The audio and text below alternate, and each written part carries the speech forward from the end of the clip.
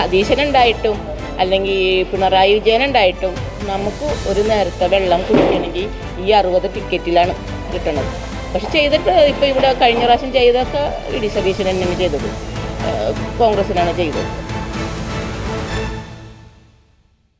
ഇന്നലെ പോയി മരുന്ന് മേടിക്കാൻ പൈസ ഇല്ലാഞ്ഞിട്ടേ ഞാനൊരാളോട് പോയി ചോദിച്ചു, എനിക്ക് 200 രൂപ തരുമോ ഗുളിക മേടിക്കാനാണെന്ന് പറഞ്ഞു. അപ്പോൾ അയാൾ എന്താണ് പറയുന്നറിയാം, ചേച്ചി ലോട്ടറി വിൽക്കണല്ലേ, ചേച്ചിക്ക് ഒന്നും അടിക്കണില്ലേ, ചേച്ചി പിന്നെ എന്തിനാണ് ഈ ജോലിക്ക് നടക്കണം എന്നാണ് ചോദിച്ചത്. പിന്നെ വല്ല കെട്ടിത്തൂങ്ങി ചാവേ അല്ലെങ്കിൽ വല്ല വിഷം മേടിച്ച് കഴിച്ച് ചാവേ അങ്ങനെ ചെയ്യുന്നിട്ട് അപ്പോഴും ഗവൺമെൻറ് ജയിക്കും.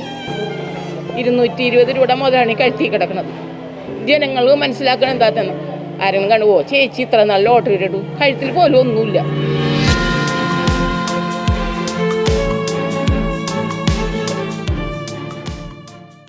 നമ്മുടെ തെരഞ്ഞെടുപ്പ് വരാൻ പോവുകയാണ്. അപ്പം ഇപ്പം മുഖ്യമന്ത്രി UDF അധികാരത്തിൽ വരുവാണെങ്കിൽ ഏറ്റവും കൂടുതൽ മുഖ്യമന്ത്രി ആരാകും എന്നൊരു ചോദ്യത്തിന് കൂടുതൽ ഉയർന്നു കേൾക്കുന്ന ഒരു പേരെന്ന് പറയുന്നത് VD സതീശനാണ്.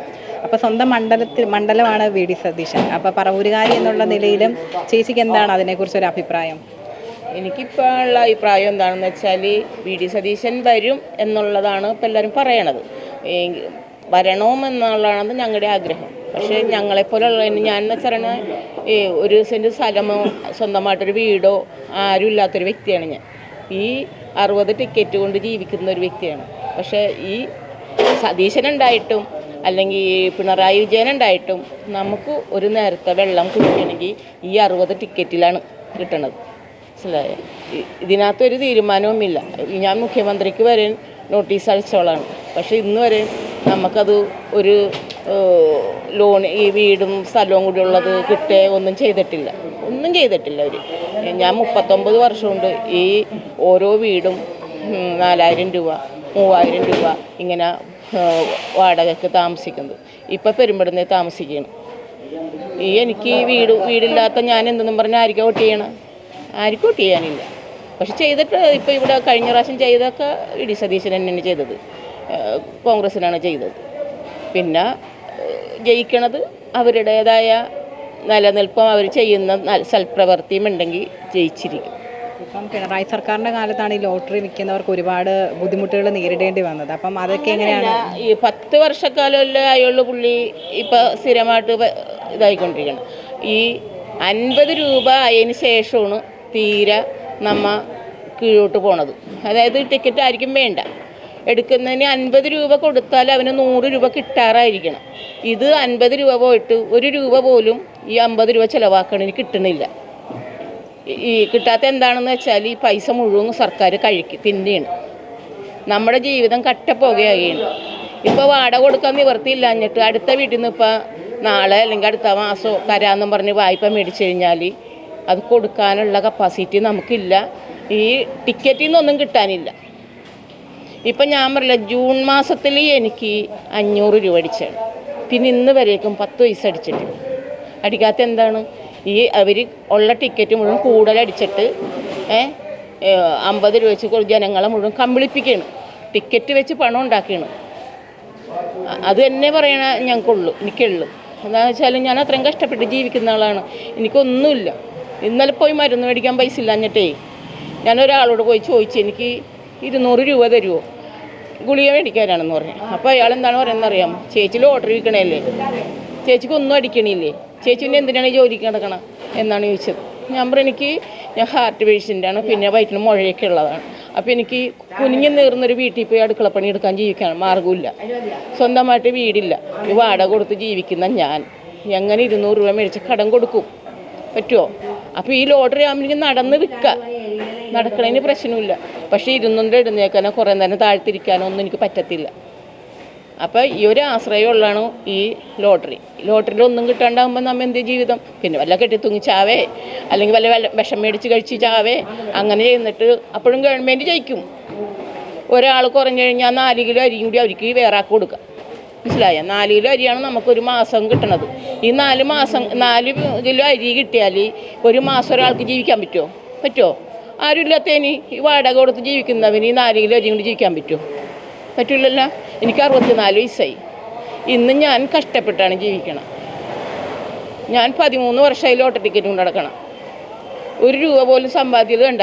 220 രൂപയുടെ മുതലാണ് ഈ കഴുത്തി കിടക്കുന്നത്. ജനങ്ങൾ മനസ്സിലാക്കണം എന്താ തന്നെ ആരെങ്കിലും കണ്ടു ചേച്ചി ഇത്ര നല്ല ലോട്ടറി ഇട്ടു കഴുത്തിൽ പോലും ഒന്നുമില്ല എന്ന് പറയില്ല. അതുകൊണ്ട് നാണം കേട്ടിട്ടാണ് ഇത് പറഞ്ഞ് മേടിച്ചിട്ടേക്കണം.